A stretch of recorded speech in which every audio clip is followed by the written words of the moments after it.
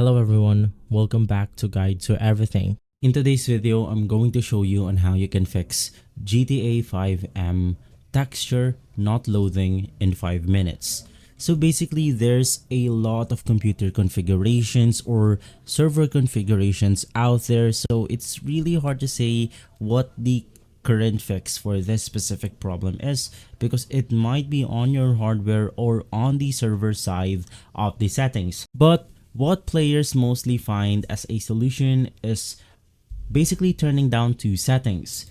The first one is going to turning down the VSync option.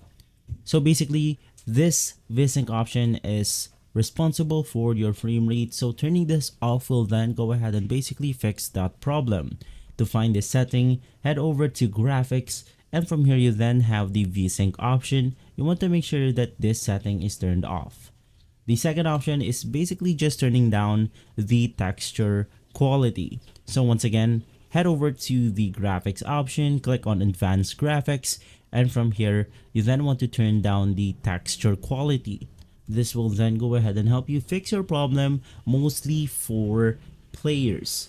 And so if this video has been helpful, leave a like, subscribe, and follow Guide to Everything for more videos like this. Thanks for watching.